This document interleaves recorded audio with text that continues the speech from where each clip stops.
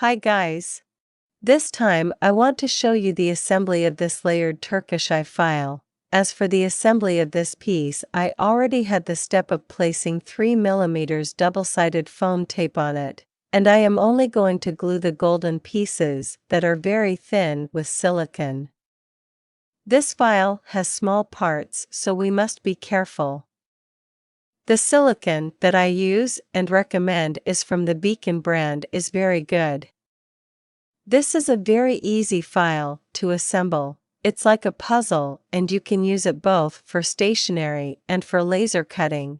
The file is available in my Etsy shop in SVG, Studio, and Adobe Illustrator format. It also includes PNG and JPG formats. There are also other files available with their tutorials, including a box of activities to give away at children's parties that is a bestseller. I leave you the link below the video too. Don't forget to like, subscribe and visit my store.